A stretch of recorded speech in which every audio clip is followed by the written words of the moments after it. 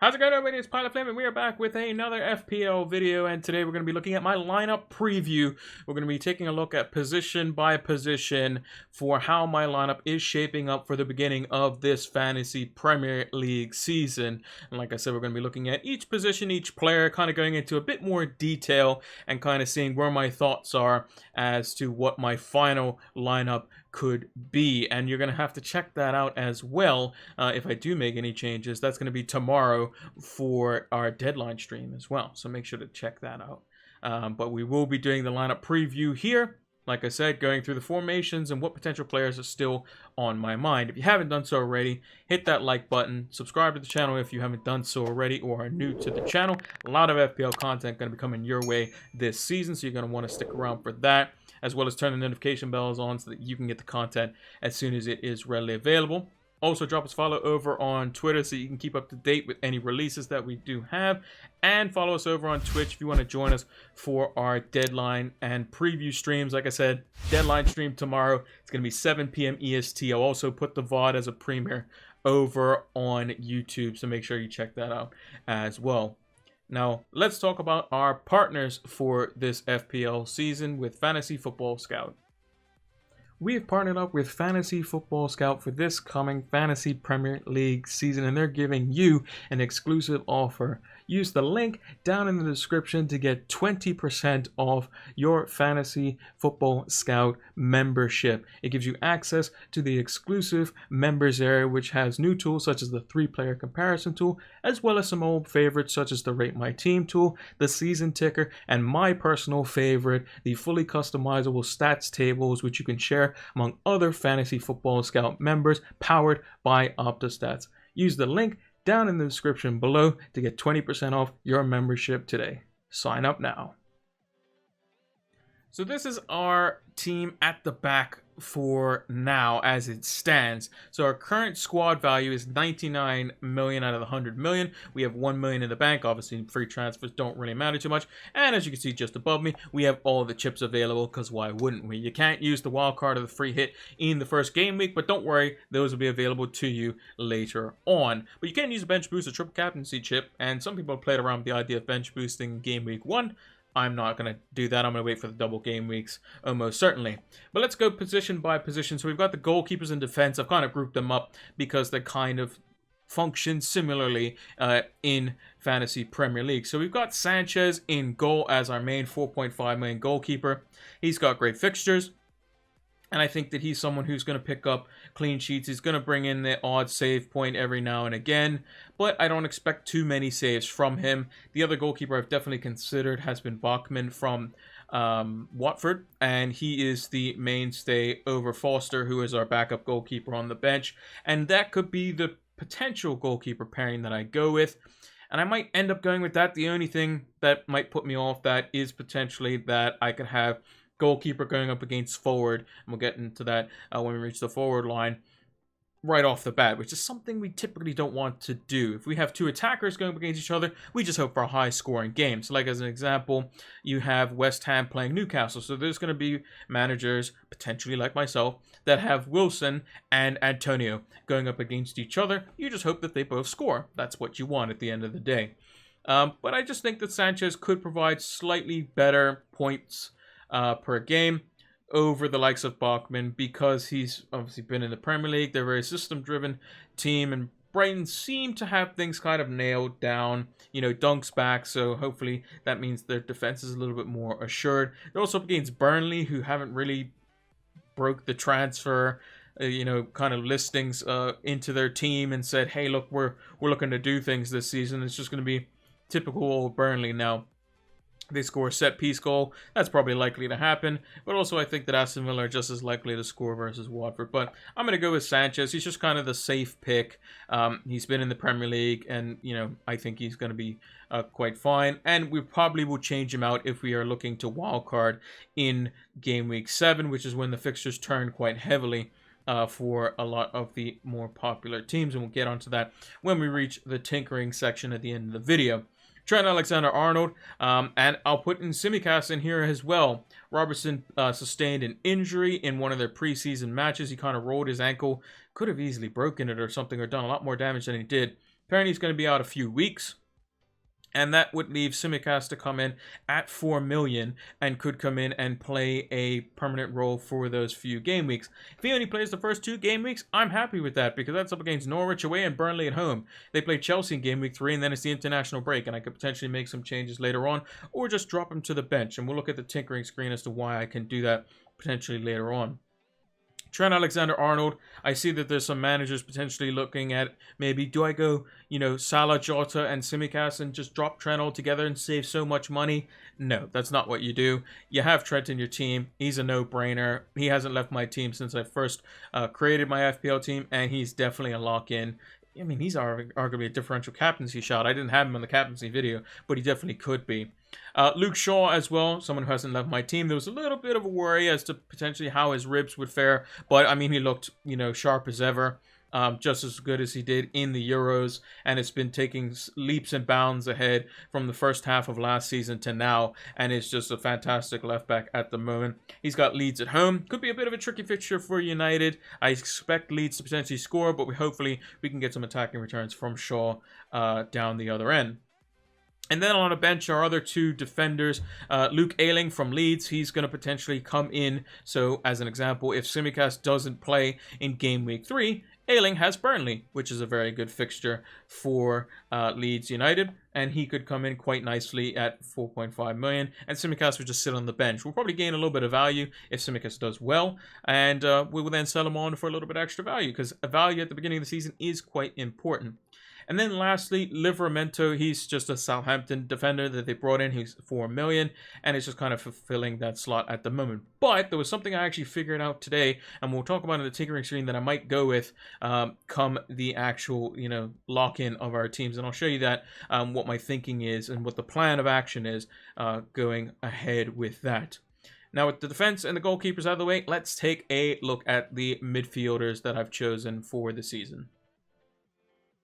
Now, no surprises with our first 2 midfielders here in Mohamed Salah. He's going to be our captain, almost certainly, for game week 1. It just doesn't make sense to go with anything crazy. I went without him at the beginning of last season. There are managers that are considering Fernandes, not in their team at the start of the season as well. I think that both of them are basically mandatory. I would say even essential, as it would be the term, I guess. And I think they're going to be my captain and vice captain going into game week 1. Fernandes' fixtures in the first 6 are all winnable games that United definitely need to do well in. And I think Fernandes, when United do well, typically Fernandes is playing well, which means FPL points for him. And then Salah, I mean, Liverpool demolish Norwich basically every time they play them. Salah is no exception to the rule, as he is the one who basically kept Liverpool in the top 4 race for as long as they were in it, until they basically secured it with the last few game weeks left in the season. I'll talk about Gilmore on the bench. He's just going to be a 4.5 million midfielder if I were to stay with a 3-4-3 system, which is what I currently have at the moment. If not, he'll change out for a different midfielder, and we'll talk about that in the tinkering section. But he's just a 4.5 million midfielder. I've gone with him. You can go with Brownhill. You can go with Basuma. Doesn't really matter too much. You hopefully don't want to have to use them off the bench at any given point, because they are cheaper midfielders, and cheaper players tend to not get as many points as the players you have in your own starting 11. And speaking of starting 11, we have Harvey Barnes as one of our midfield players here. He's done quite well in preseason, looked very lively in the Community Shield, and I think Harvey Barnes is someone that could be great for the opening 6 fixtures, especially this first fixture against Wolves, who, again, we mentioned this on the captaincy video, could be a differential captain, to be honest, him and Jamie Vardy. He looks very lively when he does play, and he's very quick and can get in behind. And Wolves are playing a very high line in a very different system to what they're normally used to playing. And I think Harvey Barnes could definitely exploit that, and even times play alongside Vardy as like a front 2, and they kind of can feed off each other, make runs in behind, and potentially that could be FPL points all day long as Wolves get used to their new manager, new coaching style that they have under this new manager this season. Ben Rama is another one that I put in there as well. He's a very differential pick. I got him in when he was around like 1.6% owned, 1.5, 1.4. He was just like 1.5%, thereabouts. And then he did really well versus Atalanta. And then there was that interview with Antonio where he was talking about this man's on fire. This man's, he's the best. Da da da da da. So clearly Antonio knows. And then his percentage has shot up close to 5% now. And he is still obviously a differential, but I definitely like Benrahma. He's taking up that kind of Jesse Lingard role. He reminds me a lot of how Riyad Mahrez plays. Riyad Mahrez likes to drift in centrally, likes to take shots, and has an eye for a pass as well, but will often take the shots if it is available. So I can see him being very good for only 6 million. I've seen a few teams with Bowen. I've seen some teams starting with the likes of Rafinha, and I'm not saying those are bad picks in any way. I think Rafinha could definitely do well. I think he just has a really tough opening fixture. But for 0.5 million less, I think Benrahma is going to start game in, game out, get significant minutes, and he's going to be linking up with Antonio, who is the focal point of their team. And something that was actually quite interesting was when Antonio came off in the game versus Atalanta, Benrahma was the one that stayed on, basically, and was playing like false 9 up front, which is very interesting. So maybe that's a way that they can get around conserving Antonio's minutes, because they don't actually have another out and out striker. Now Bowen can play there, Fornals can play there, Yarmolenko can play false 9 as well. So it's going to be interesting to see kind of how they kind of iron that out and what they do for the season going forward. But yeah, that's the midfield for the time being. It can easily become a 5. We can swap out Gilmore and trade out one of the strikers, which we'll talk about in a second. But this is the midfield I like. I think Salah's a must-have, Fernandez a must-have. I like Harvey Barnes, and I think Benrahma is a fantastic differential, and Gilmore's just a 4.5 million midfielder. You can pick one of the 3 main ones that we discussed and just put them in there and hope you never need them off the bench. But with that out of the way, let's talk about those 3 forwards that we have up front as our tentative lineup for game week 1. And we talked about Antonio, and we're definitely going to go with the double up. And I don't mind a double attacking, one going against the other, as it were. I don't mind 2 teams attacking each other. It's definitely warranted that. And usually in the first game of the season, there could be some crazy amount of goals because teams are unfit and they leave space and they're not necessarily the most, sharp in terms of defense. And, attacking is a little bit easier when that is the case, when teams aren't as well drilled and nailed down defensively. And there's going to be players that are going to be tired coming off international duty and that sort of stuff, only a couple of weeks break. And there's going to be teams that aren't fully fit. And there are going to be teams that are going to be very fit. So Leeds, as an example, they're going to probably run Man United around the park. I still think United will win, but it could be a situation where maybe United don't get the result that they want. But let's take a look at the 3 men up front. So Antonio, like I said, as we mentioned, when he's fit and available, he's a fantastic pick. Definitely the talisman. Can drift out wide left, causes defenders all sorts of problems, is definitely the guy to go to if you're looking for a key man for West Ham. I've also gone with Callum Wilson as well. I think he has a great run of fixtures off the start. He's someone, again, who's very high up on the charts for minutes per contribution, basically, whether it be a goal or an assist. I think he's expected to score a goal or an assist overall of last season every 146 minutes, which is quite good.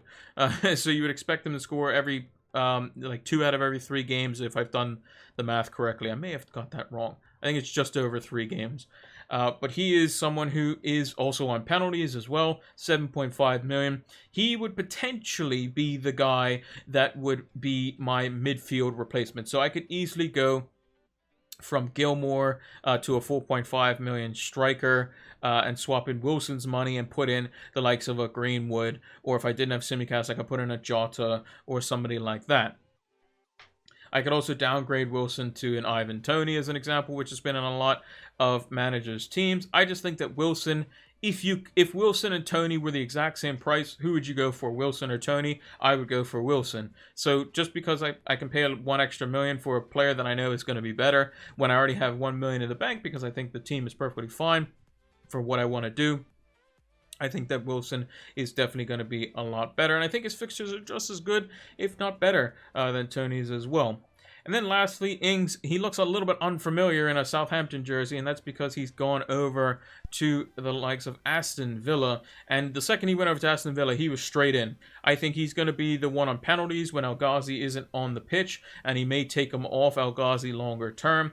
8 million, I think, is a fantastic price. He was basically the Calvert-Lewin slot who was pictured in, I think it was in a training photo today, when they were basically, or yesterday, whenever it was, when they were greeting Richarlison, and he wasn't wearing boots. He was the only one, like one of the very few players who was wearing just trainers, basically. So it doesn't look like he's going to be back anytime soon, whether he has some type of foot injury or he's just being rested and they just wanted him there for greeting Richarlison with his gold medal. Then that's a wait and see. But Ings' opening fixtures with Aston Villa, very good. They play Watford, they play Brentford in 2 out of the first 3, and when you have a striker as clinical as Danny Ings, who scored in preseason as well in their last fixture, I think Danny Ings could do quite well. And there's also potentially a system where Watkins and Ings could be playing in like a front 2, and Watkins is actually a very good provider of the ball in terms of assists, and Ings could definitely thrive off that, something he sort of missed at Southampton, where he became the provider for Adams, who often missed and was very underwhelming with the chances that he was given. So Ings could be the guy, long-term penalty taker potentially, and if he stays fit, again, we have hamstring FC basically up front. If all of them stay fit, they could do quite well. But that is the team that I'm going to be going with right now as it stands, but I'll show you some tickering options that I've been thinking about going into Game Week 1. So here's the team up on the screen, but with one change. You can see that we have 0.5 million less in the bank than what we had before, and that was because we changed out Veltman here for the likes of Livramento, and that has left us 0.5 million less in the bank. Now, what does this allow us to do? Well, what we can do is Game Week 1, we can play Trent, Tsimikas, Shaw, Barnes, Salah, Fernandez, Benrahma, Wilson, Ings, and Antonio with Sanchez in goal. We can play exactly how we want to do in the first 2 game weeks. We run the team out, same 11, both game weeks in a row. Then in Game Week 3, what we can do is we still have 0.5 million in the bank, so we have the ability for prices to go up and down and all that sort of stuff. We can take out Salah, who has 2 tougher fixtures, Chelsea and Leeds away. Leeds away is going to be a little bit more difficult with home fans this year, so we have to remember that. Chelsea at home, obviously they're at home, but Chelsea, they've just come off winning the Super Cup, the Champions League holders as well. So we could potentially take out Salah for a couple of game weeks and bring in Son if Son looks to be that sort of player like he was at the beginning of last season. He's got Watford at home and Crystal Palace away. Those are 2 fantastic fixtures, and if Kane's back up to full fitness, it could make Son a better FPL asset. And then we would bank a transfer. Now, going into Game Week 4, what we would do is we would look at our striker pool and we would say which one we want to get rid of for Raul Jimenez. And that's probably going to be Danny Ings. Even though Wilson has the likes of Man United in Game Week 4, we might be able to play one of the defenders if we had good fixtures. But Ayling has Liverpool, whereas Veltman does have a good fixture, but is the likes of Tsimikas going to play? And again, Leeds away, not ideal. So we would bring in the likes of Raul Jimenez into our team, and he would be one of our transfers. And we would still have a free transfer going into Game Week 5. And that's where we can mix things up, or we can use that one free transfer for an injury, because in Game Week 5, we don't need Son anymore because he's going to play Chelsea and Arsenal. We can get rid of him, bring back Mohamed Salah. We still, again, have that 0.5 million. We would actually have 1 million extra because we're downgrading Ings if Ings is the one to go after 3 game weeks. And we have the 0.5 million which we banked beforehand. But the crucial thing is, in Game Week 3, when Tsimikas plays Chelsea, Ayling plays Burnley, as we mentioned. So we can put Ayling in there in Game Week 3. Tsimikas plays Leeds away in Game Week 4. We could play Veltman in his place in Game Week 4 as well, and just, again, run out Trent and Shaw because of their attacking threat as well. In game week 5, we could potentially play Ayling in there as well if we wanted to. But Simicast, if he's not playing, if he is playing, Crystal Palace at home and Brentford away are great. But we can still play Ayling and Veltman and use that rotation that we know between these two teams is very, very good. In game week 6, we could potentially have 1 or 2 transfers if everything goes to plan, and we can go for potentially like a 1-week punt, or in the previous game week, we can take out Ben Rama over the 2 fixtures between 5 and 6. That's Man United at home, Leeds away, which aren't ideal fixtures. We could bring in the likes of Rafinha, who would come in, and we'd still again have 0.5 million. And maybe Ben Rama's done well. If he has done well, he goes up in price. And then Rafinha would have Newcastle and West Ham. And then if we wildcard in game week 7, I mean, we would just keep Rafinha because his next 4 fixtures are fantastic. And then in game week 6, if we bought Rafinha in game week 5 as an example, we could then take a 1-week punt on, somebody potentially different. If we think that, Luke Shaw's fixture versus Aston Villa probably isn't great, or maybe we think that, any other defender might not be ideal, we could potentially swap them out. Or if maybe Callum Wilson is injured by then, maybe we can swap him out. He does have Wolves away, which isn't a bad fixture. Raul Jimenez has great fixtures. Antonio would have Brentford at home, so we'd hope he'd be fit because that'd be fantastic. But we could just keep that 1 extra transfer over that period of time for a rainy day, as it were. So we still have 1 in the bank even with this sort of plan, and we can go from there.